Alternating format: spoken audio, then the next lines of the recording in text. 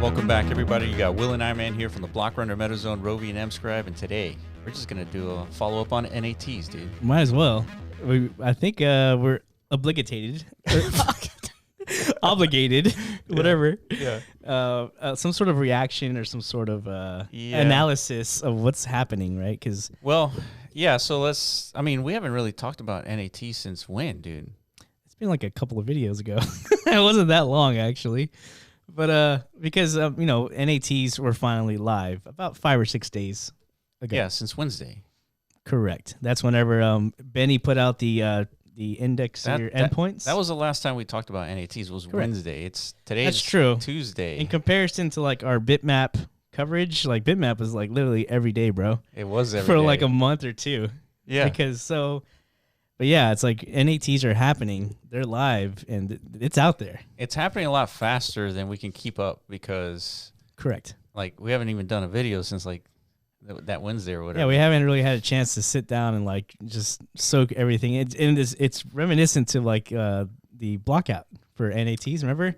Yeah. Like that happened as soon as we initiated the token mint. Mm-hmm. I think I got the flu. Like all kinds of shit started happening around the same time. Yeah. And before you know it, I recovered. It's like, oh, it blocked out. Oops, I missed like the whole thing, dude. That's right. Wasn't expecting that to happen. And yeah, we only had like literally hours to assess. Like, how did this happen? Yeah, right? I think people are used to minting blocks, so it's like an easy thing. But the blockout for NATs was at the beginning very complicated. You have to get the JSON, you have to change the number, and you have to make sure nobody had it. Correct. Yeah, Genie Data, there's some community members within there that put out some critical dashboards to kind of assist in all that. Yeah. And of course, Ordinal's wallet with like the biggest like alley-oop fucking, what it said, the fucking and one and shit of the day. Easy, dude. Easy like layup of all time. Just like, I got you guys. By doing the NAT map, which has like an infamous name at this point. So let me clear that up. I was trying to get people to understand there's no such thing as a NAT map. Now, the product of the map is Ordinal's wallet. Right? They came through with a map looking That thing. was a true innovation for sure. Absolutely. Bringing this new interface to, I guess, like this token mint generation process, because it's never been. That's right. It's never been needed before. Yeah, until bitmaps and then NATs and now it's a systemic need. I think if the DMT philosophy is going to like permeate throughout all of Web3, which is our expectation, there's some evidence suggesting the market likes this stuff and they want to see more of it. Right? We want to see more discovery, more digital matter discovery, and that is a good interface to support that. Yeah, 100%. Right? Yeah. Yeah, so but there is no such thing as a NAT map. It was just a misunderstanding on Ordinal's wallet's part, but the interface was great, right? That is, you're going to see that again in multiple places. Correct. Yeah. And that is how you're going to mint non-arbitrary tokens. Yeah, these new digital commodities and such. So it is interesting. It's out there. The mint happened roughly a month ago. It took about a month and a half or something for the indexing by Track and Benny to be like ironed out and ironclad. At this point, it's humming like a whistle, dude. It's nice and steamboat ready. Yeah. It's fucking great, dude. Yeah. Everything is Ordinal's wallet is obviously like the main hub of marketplace activity. And they're seeing volume I don't think they've ever experienced. Those are words from their own mouth. That's crazy. That is crazy. I definitely wasn't expecting that. No, definitely not. I mean, I was and I wasn't, right? It's just, a lot of this is definitely surreal. Definitely feels like we're living in some sort of like weird, like movie dimension, Yeah. It's hard to encapsulate exactly how that. It is definitely weird, like. But we knew that new narratives is what captures people's attention. It's and Bitmap was new. Yeah, I guess so we had the same gut feeling we had when we first discovered Bitmaps. Like, dude, there's something about this is like tremendous, right? Because we've been active in this space for many years. We've seen it all. Yeah. Literally. Yeah, absolutely. As much as you could have seen from like starting in the 2017 era leading up to now, like you've seen quite the evolution of this like whole technology space. And there's been nothing like a non-arbitrary token like a bitmap or NAT. Correct. So it's like it was checking all of our boxes that we have internally, I guess. So like these are the things that get us hot and bothered, I guess. Right? It's something new and it's perfectly native to the Bitcoin ecosystem, which our thesis is all around like the next couple of years is going to be about where is the value like within Bitcoin besides just, it's OG narrative of being, just digital store of value, which is kind of exhausting. I mean, it's still very powerful and obviously it is that, but we're discovering Bitcoin is much more than that. Right? Yeah, I think the most fascinating thing about these non-arbitrary tokens is we're leveraging the hardest data layer known to humankind. Yeah. And it is akin to physics, right? You cannot break the laws of physics, and you cannot alter the data on Bitcoin's blockchain, right? You cannot do it. And so just spinning up tokens based off that data is such an attractive proposition, right, from a narrative standpoint. And then you're talking about these non-arbitrary supplies of tokens. Like we've literally made that fork in the road, right? The arbitrary and then the non-arbitrary. And so now you can spin up tokens that have a non-arbitrary supply, they have a non-arbitrary inflation rate, and it's a new tool for creators to leverage in creating, their next PFP project or their next fungible token. Yeah, how do you introduce new just economic levers within your ecosystem design? So that's obviously a big task at hand for all crypto founders. Is like, how do I build sustainable economics in my Web3 ecosystem? That is very challenging. And yeah, the ability to introduce a new set of tools to kind of experiment and like introduce these new levers, that's what it's all about. Yeah. No, we don't know. We can't like completely. We don't have a crystal ball. It's like this is how it's exactly going to manifest and how it's going to be. Someone's going to capture the perfect utility of it all. Right. But just by laying the groundwork and the opportunity, we know, we've seen it from events past, like that's going to attract really clever people into the space, and they're gonna use these tools, and they're going to find new utility, and it's going to change a lot of things into the future.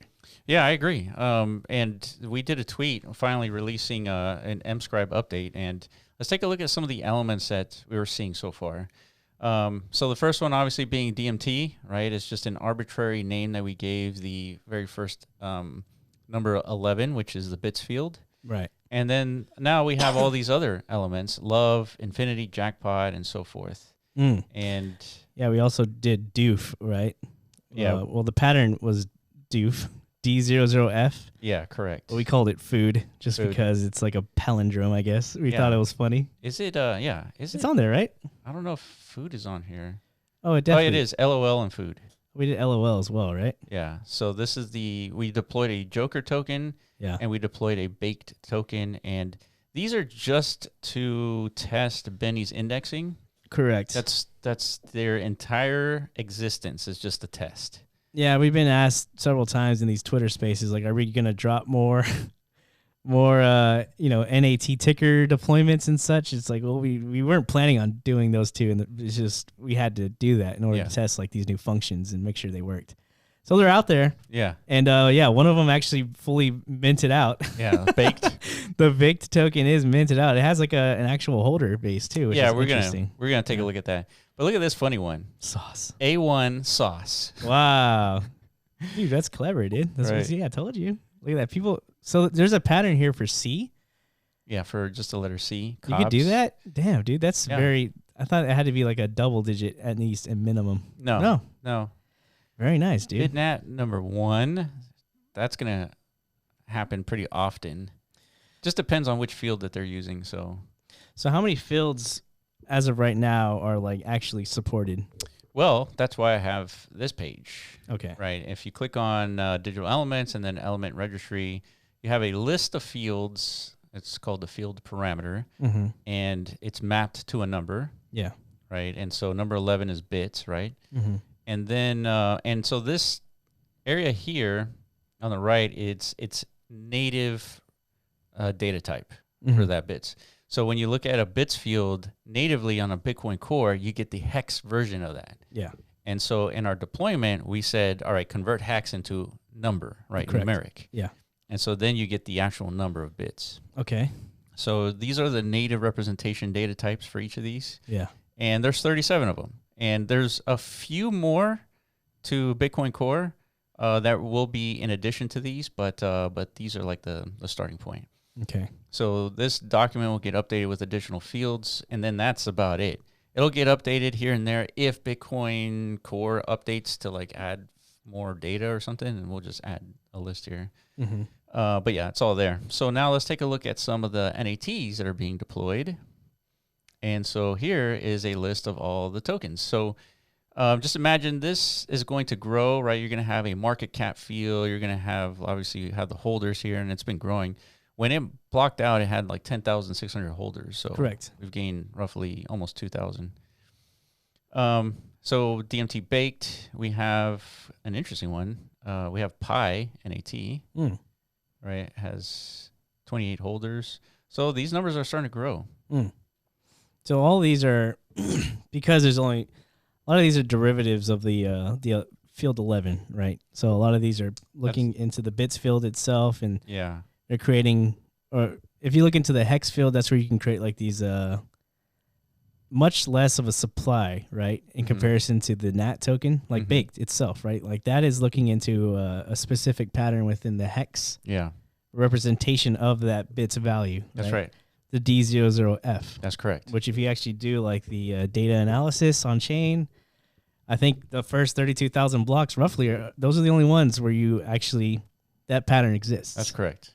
Right. And that is what's the most interesting part of all this is that's a representation of what non-arbitrary token genesis looks like. Yeah, I mean, dude, exactly. Because look here, we're pointing to just the field 11. The same field. The same field. Yeah. Right? But this one has a non-arbitrary 341 trillion supply. Yeah. But then you add I guess a parameter of a pattern, right, called D00F, Doof.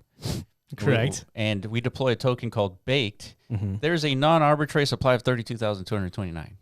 And yeah, as of right now, I mean, technically, I guess Doof can reoccur at some point in the future. Right now, it hasn't occurred since like the first 32,000 blocks. Yeah.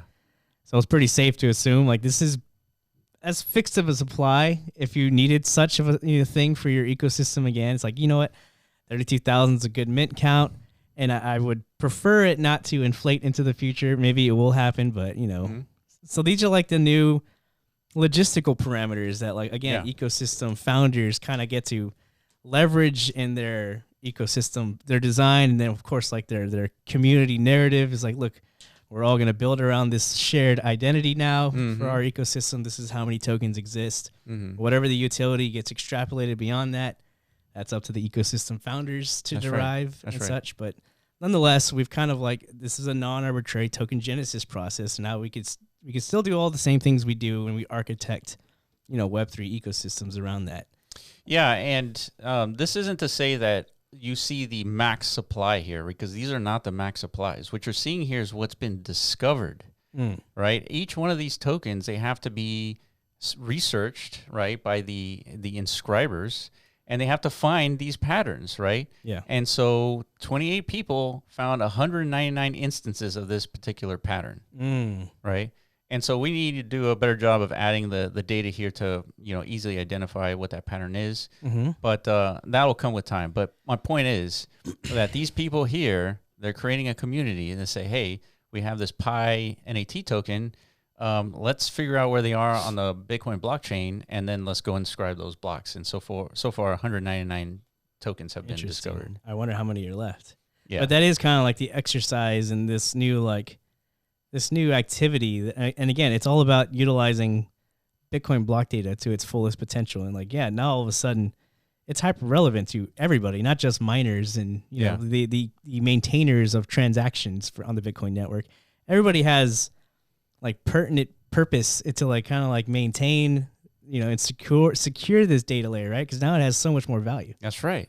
I can now extract and generate my own ecosystem on top of this by leveraging this. Yeah. I don't even have to be a miner, but I should create these valuable products and ecosystems, because down the line, that's going to secure the network, because miners are going to be the ones who get to kind of like, obtain ownership of these down the line. And this is how they're going to sustain themselves, right? Yeah. I mean, right now, I think there's a bot who is collecting all the latest bitmaps. And NATs, right? And NATs now. Right. And yeah, so it's wild. Now imagine you have like thousands of these tokens deployed, and a lot of these are worth, $10 million and up in market cap. Yeah. That's a huge incentive for the miners to create bots to collect all these tokens. Yeah, it's actually fucking wild. So you guys in the community are coming up with these like really mind-blowing realizations. Yeah. Like, and doing a really good job of like, I guess, like disseminating this understanding, because it's a lot. It is complicated at first. There's a ton of confusion, which there should be. If this is actually something of a true like fork in the road, like you said, a real paradigm shift, it should be confusing like this, right? Because we're kind of reprogramming ourselves to approach crypto entirely different. Yeah, right? I totally agree. Yeah. Right, it's the fork in the road, right? Yeah. This, you want to continue the arbitrary path. We've seen 15 years of that. Correct. Right, now let's try what's going to happen when you have a non-arbitrary path. That's the fun of this all, right? Like that, and that's what's so cool about this cycle. Like Bitcoin, this is like the ultimate like experimental zone. Yeah. Because to me, Bitcoin's been such a snooze fest for so long. From Not for me. From my perspective, Not for me. Nobody ever like looked at Bitcoin and was like, dude, we need to like fuck around with that thing. Yeah. Like see if anything interesting comes out of it. It's just always been like, you just lock it up and forget hold about it and forget about it. That's lame. That's been the use case for it, right? Digital gold. I know. I'm not hating on that. I'm just saying this is clearly like a lot of people aren't paying attention, and that's fine. But everybody who's here early, it feels just like bitmaps all over again. Yeah. We just get the luxury of like identifying this before a lot of people, right? Yeah. But yeah, that's the thing. Once people find out these narratives, like 99% of the population is not paying attention, more than 99%. Correct. But once they do, yeah, it's going to be even more interesting. Yeah, and they're gonna behave just like humans always do. They're gonna mock you at first, and they're gonna say this is stupid.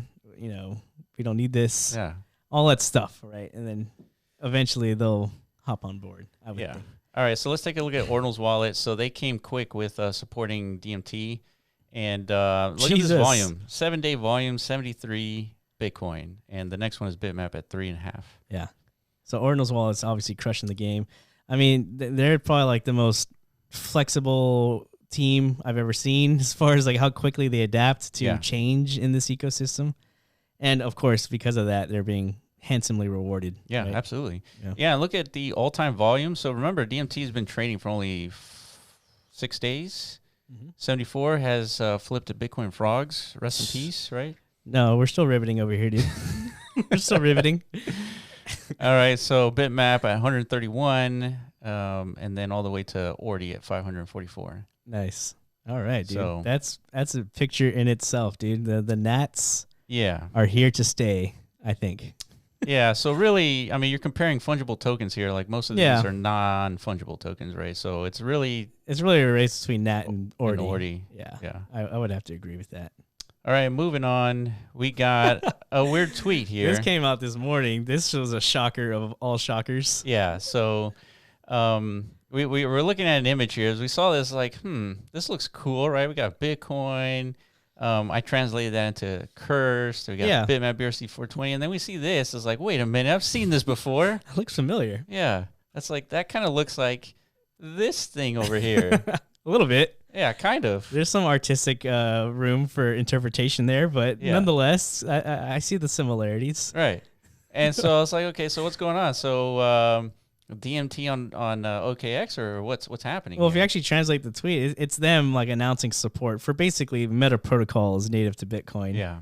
But and they mention BRC 420s, cursed inscriptions, recursive, all these things that we know and adore. Yeah. Right. Yeah.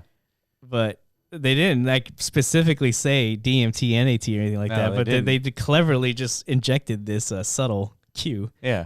It's very weird. Yeah. And then, of course, people have picked it up as like NATs like coming, and they're basically saying just wait for the announcement. And then Benny's out here is like, what the fuck? What the hell? It's like, you didn't even like text me, bro. That's right. Yeah. Benny's like, huh? I was like, how you do this? Like, what is that creature, by the way? Yeah, I don't know. I think this is like one of those, like a dead cat was stuffed. Oh God, I hope not. That makes it much more like sad. That looks like a cat that got ran over, dude. Look at his face. Yeah. It's all snubbed. So why is Benny kind of interested here? Well, because DMT tokens are tap tokens. So correct. If you list DMT tokens, then you're listing tap tokens. So that's good for Benny and good for tap. Yeah, good for tap. Tap is and clear contention roadways with BRC20, right? Because I mean, I think people are starting to understand the utility and purpose for extendable protocols, right? I mean, now we could do things, much more interesting things with these fungible tokens than we could before. Yeah. Right. And then we got an exchange Super X also on the way to listing DMT NAT stuff. So that's what's so cool about these meta protocols, dude. Like, yeah, it's just out there and people just get to pick it up. You know? They independently did this. They didn't. Yeah, dude, nobody's consulting with us. Nobody. We have no control over none of this. Nope. Nothing. You know, I was just like, have at it, lads. You know? Yeah, and then Thomason's probably the most interesting, like, just ways to figure out how to explain the value proposition of NAT. Yeah. And so we're looking at the first block here, Genesis block, 50 Bitcoin, it's 1 bitmap, and it's 486 million NATs. And so this was done 15 years ago. So point is, this stuff has been there. It's just people are finally recognizing the patterns and figuring out a way to extract those patterns into something we can trade. Digital matter, dude. Digital matter. Yeah, that really is like the perfect like painting of the picture. I think for all those still confused and understand, like, don't see the why, like why is this important? Why should we be doing this? Yeah, that is quite the realization that we're just simply discovering in. It's like an archaeologist. Like at some point we discovered there's like these dinosaurs that used to live on this planet. Yeah, that's quite the discovery. All we had to simply do is look. Yeah, and like brush off the dirt in the soil. And it's like, oh, dude, what the? This is like a fucking lizard. It's huge. Yeah, it's a freaking monster. Right. I think we should put these in museums and stuff and sell these. Think about that though. Think Yeah. about that. It's like somebody discovered evidence of a real monster here on planet Earth. That's so mind blowing. Could you imagine the first fuck who like stumbled onto that? The mind was like, what is that? Yeah, that must be like freaking scary. Just thinking about that. It's like these huge monsters here. Yeah, and then they found a lot more of them, and now we have a better understanding of like our time and purpose in this whole like our Genesis universe. Yeah, because of that, right? Yeah. So speaking about purpose, another Thomason tweet. It's like NAT turned 15 the other day. And it's like, look at this, right? Block 0. Here's a bits field and its native form in hex. And that, if you convert that into a numeric, you have 486 million. Correct. Right. But it's in the block data. It's been there, right? Yeah. That's it, dude. It's beautiful. It's perfect. So yeah, I mean, we're excited. Just to recap, I guess everything. This is definitely moving at like lightning's pace. Yeah. Wasn't expecting this at all to kind of like manifest how quickly it is. If that OKX image is actually some sort of nod or confirmation that their exchange support is coming, that's to me is like the quickest I've seen like a new asset in this space get like adopted and supported. I haven't seen that before. Yeah, so. I totally agree. And I was saying that I think we're in a different gear in the market. I think people know it's coming, and everyone's going to try to support everything as quickly as they can. True. And so it's just timing. I wanted to take a look at this final tweet here. It says from Thomason, is digital matter. So I'm dropping the theory for now. Proof of work and on-chain data is far from theoretical. So that was the whole point of the digital matter theory, right? It was just a recognition of matter that was already there in the form of like this digital form, and so I guess people really like it. So potentially just dropping the theory makes sense. Correct. Yeah. Right, so exciting times. We're gonna keep our eyes on. We've been getting tons of messages from the community. In multiple different Discords that we're in. Yeah. Different ideas, people who are thinking of like very clever applications of non-arbitrary tokens, things that we didn't even, theorize. And that's exactly what we wanted to see. To me, that's the bullish indicator I've been kind of looking for. Yeah. Of course, volume says a lot. That is literally the market, like confirming that there is value here.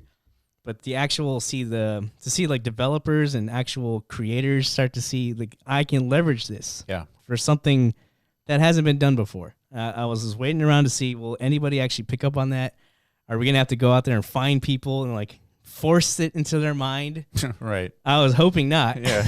I was hoping this would be much more organic, and so far it's starting to look like that. So we got to support all these brilliant ideas and concepts and such. And this is a journey that it's going to be a long one, just because Benny told us that the NAT framework, the DMT framework, is the most complex meta protocol that he's seen so far. Yeah. And so it is a lot of effort for him to kind of support everything, but that it's kind of needed now, because I think a lot of people are going to be leveraging this meta protocol to build out whatever it is that they want to build, whether it's a game or DeFi project. Yeah. And then leverage it for Bitmap, which is probably the best use case of DMT. Correct. Yeah. If there's any